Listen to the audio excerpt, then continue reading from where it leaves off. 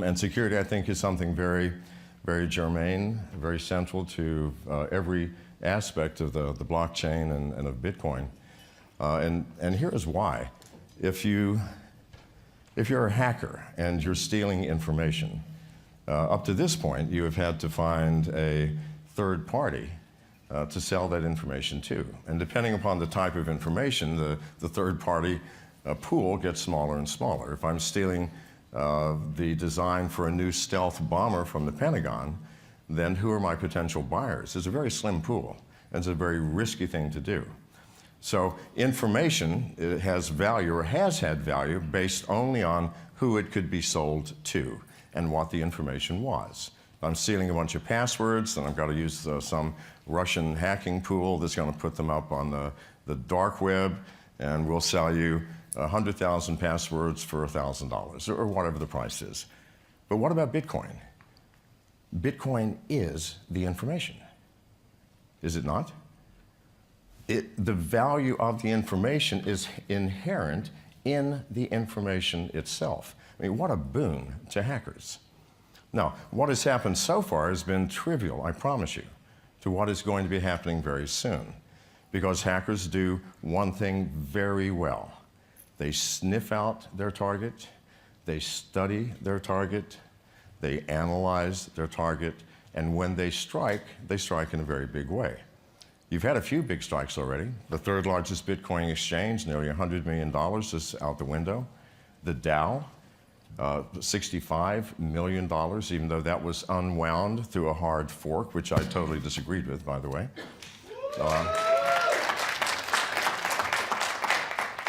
There's some thinkers in the room. I love that. Good.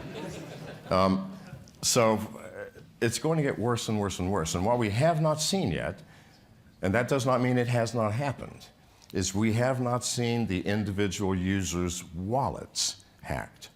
Now, had it happened, how are we ever going to find out? I mean, we're in an anonymous field now, are we not?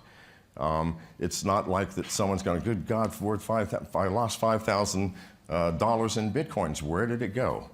Well, it could have gone anywhere. We're looking at a number of potential alt currency exchanges for possible acquisition. So I've been spending a lot of time converting Bitcoins to Ethereum and Ethereum to DAO and Steam and you name it. I frequently will lose $3,000 to $4,000 in one night simply because I'm tired. Think about that. No, really.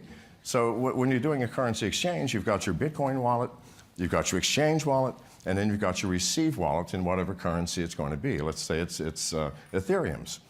So I've got three things I've got to juggle.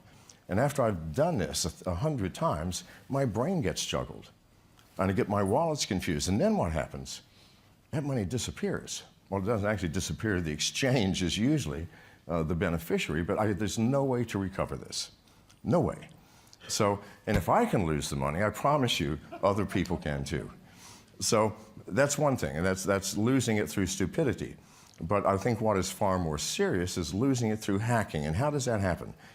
I know people, especially in California, a lot of strange people in California, that have $100,000 or more on their smartphone, wherever my smartphone is. I know I have one. Anyway, $100,000 on a smartphone. And they say, well, I'm using the Mycelium wallet, and it's secure. It's secure? Give me your phone number, and in 5 minutes, I will have all of your Bitcoins. Now, you think that's bragging. It is not. How do you do it? There are at least 100 million telephones in this world that have spyware on it, including keyloggers. How do you get that? Has anybody ever visited a porn site? None of the people here, good. But those outside who have, I promise you, I don't care which one you visited, you have a keylogger on your phone. How? If it's an Android, the first thing that happens is when you first do a drive-by of the site, it sets the download authorized applications flag on your phone. The first click, if you happen to see something that might be interested, I think I'd like to watch that, you now have the spyware on your phone. You all do if you've been there. Now, who's watching? I have no clue. Janice, is there any water anywhere? Oh, never mind, sure. Sorry. Who's watching? I have no clue, but neither do you. But whoever it is, it's not anyone who has your best interest at heart. And what can you do with that spyware? Well, not just the keyloggers, but also screen capture. So what can you do? Let's assume you've got the spyware, and you have a whole group of hackers somewhere. Russia, the Ukraine, China, Kansas City, I have no clue, but they're somewhere. And they're monitoring all of these tens of millions of phones. And suddenly, you're into Bitcoins, and you download the Mycelium wallet, or some other wallet. Well, what's the first thing that happens? What are your seed keys? Where is it displayed? Now, let's forget about encryption. Let's forget about how secure everybody says these wallets are. To get your seed keys, you have to read them from a screen, do you not? Where is that screen? It's on your phone. Where has that phone been? Maybe to a porn site. All right, so now you have an infected device, and someone is watching, and they have a piece of software in their keylogger that says, wait for anybody downloading any one of these 25 wallets. As soon as that happens, get ready. As soon as you run it, it'll say, the first screen that comes up will say, do you want your seed keys? Yes, no, whatever. As soon as that click happens, the very next screen is captured. Those are your keys. I now have your keys, if it's me. I'm not saying it's not me or it is me, but whoever it is has your seed keys. What does that give them the power to do? Pardon? Take all of your money. All they have to do is go, yep, I lost my wallet. Here's my seed keys. Will you do it? Oh, good Lord, I have 100 Bitcoins. I forgot that. I want them all now. In fact, convert them to my Ethereum account immediately. And I'm going to convert that to something else. And pretty soon, you can't trace it. You will never find it. And you will never recover it. Now, has that been happening? I don't know. If it hasn't, I would certainly be surprised. But I promise you this, just like a massive hack of an exchange or the Dow, there will come one day where simultaneously everybody's wallet is emptied. Now, then that will make the news. But by then what? It's too late. Because it's always too late when we find out about a hack. The Office of Personnel Management in America was hacked in 2015 by somebody who took the records of 23 million employees, of every employee of the US government for the past 50 years, including all of our top secret cleared employees. That hack began in 2013. It was discovered in 2015. This is the problem. And so, why am I even into the Bitcoin arena? Number one, because I see where alt currencies are going. Cryptocurrencies are here to stay. They will not go away. It is Pandora's box, for good or ill. You will not shove this back in the box. It does not matter what governments want to do. And we all know what they want to do. Number one is collect taxes. Well, that's really hard in the Bitcoin arena, isn't it? Very difficult to do. And in some other currencies, even more difficult. But governments will have to bite the bullet eventually because you cannot suppress it. It is like trying to suppress drinking alcohol. No matter how illegal you want to make it, people will drink alcohol or smoke weed or whatever it is they want to do. And now that the box has been opened and we are using it, it will not go away. So it's here to stay, and I know that. And I see that it will become, if not Bitcoin, it will be some alt currency that will become the standard for the world at some point. And I believe that will be at some point in the near future. In its current state, we will have chaos, absolute chaos.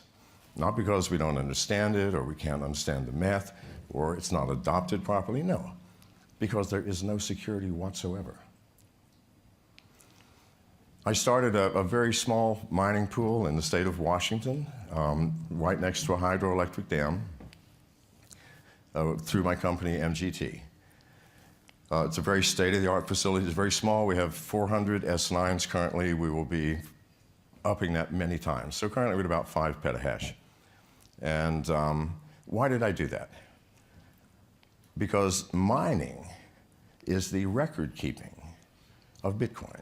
It is the backbone.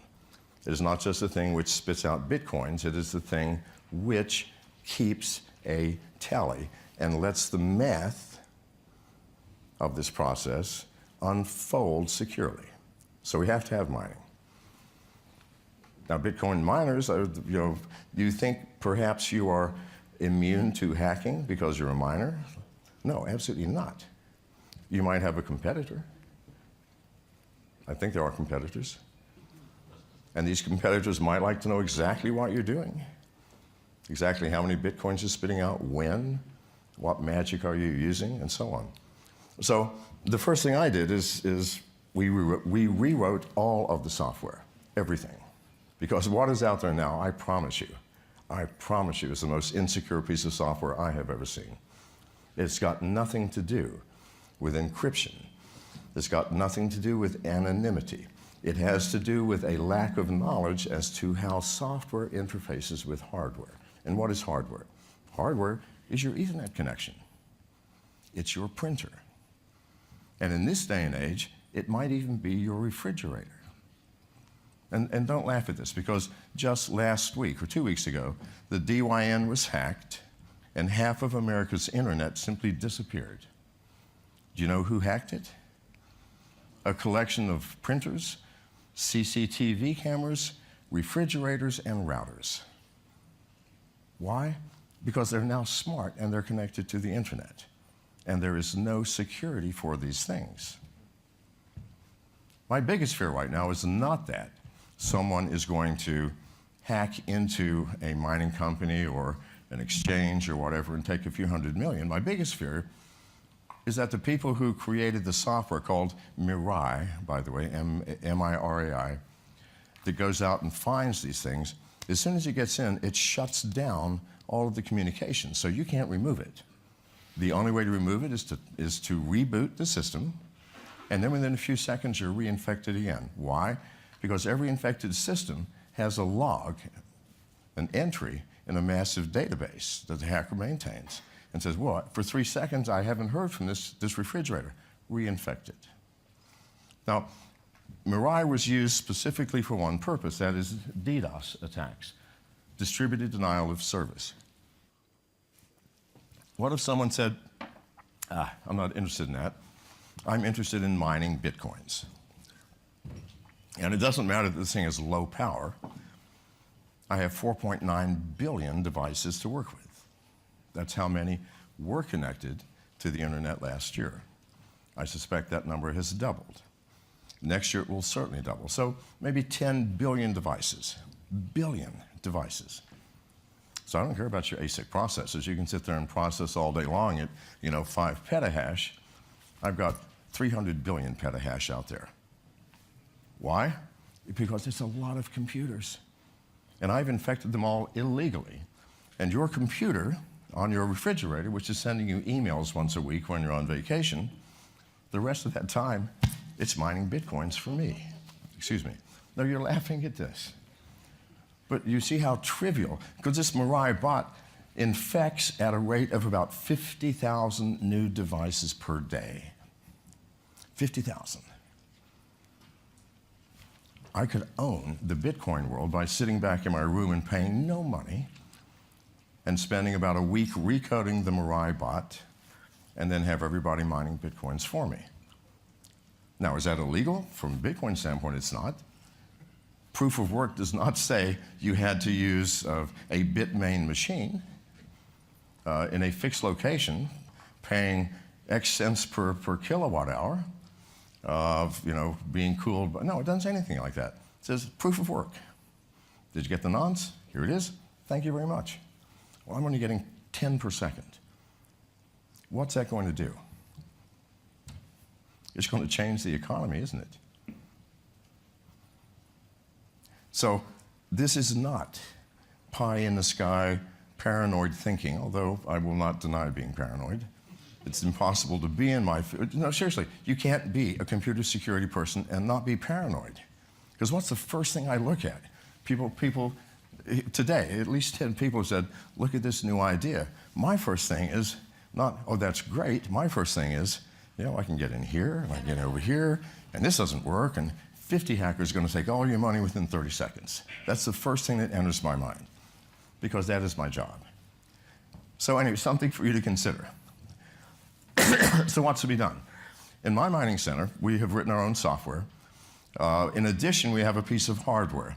As I mentioned, the hack of the Office of Personnel Management started in 2013. It was discovered in 2015. That's typical. You find out about hacks after everything is gone, not when it first starts. The DAO. The gentleman who came up with the clever idea of having recursive subroutines create child DAOs. I mean, that seemed to be pretty legal according to the rules. Nothing happened until after he'd gotten $100 million. That's a little late, don't you think? So that's typical for all hackers. Why? Because hackers get into a system, they don't immediately break into your network and steal all of your money. That's impossible. They first get in. They then have to find out what's connected. And what's connected might be a printer or a refrigerator. And by the way, printers are the most insecure devices and the ones that most hackers use because they're so easy to break into and plant software on. Once I've done that, I've got somebody on the inside. Your printer is monitoring everybody else and telling me what's going on. Think about it, the Internet of Things. So hacks don't happen instantly. They come in, they first find out what's connected, they start sniffing around, they start looking, where's your password file, where's your financial file, where's your R&D file, and so on. It takes months and sometimes years. So we have a device on our system, and it's connected now, called Sentinel, which I designed and we created, that plugs in right in front of your router, and also you can plug it behind the router, that sniffs everything that happens. And within milliseconds of a hacker getting in, we identify it. Not after he has broken in and after he's found your files and after he's figured out everything and then stolen your Bitcoins, no, within milliseconds. And we do it through anomalies. I mean, for example, there are thousands of anomalies we look for, plus there's artificial intelligence within the device. An anomaly would be an IP address comes in and it immediately accesses every single device on the net. Well, that's strange, that's an anomaly. If you're in finance, you're not trying to find out what's happening on the R&D computer. It does not happen. So that's an example of the thousands of anomalies that we look for. When an anomaly happens, we immediately notify whoever, like our IT head. You can do it through a DM or through email or what have you, saying, there's an anomaly here. Based on our analysis, it looks like it might be Bureau 121 in Korea that's done this, okay, which is the Korean National Hacking Group. Or based on our analysis, we don't know, but we do know a hacker is in, within milliseconds. Then you can make a choice. You can shut down port 80 or 223 or whatever he came in on, or you can choose to do nothing but watch. Because I want to know, if it's one of my competitors, which one of you bastards is doing this? So I can then, but I have full control.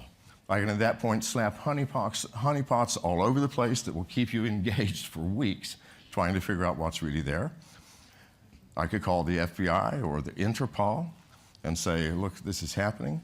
I could do any number of things. Or I could just get back to business, shut you down, shut down the port, get your IP address, and make sure that anything else that comes from that area, we're not going to let you in. So you now have control. So you've known about this before anything happens. So that's going to be on our mining pool.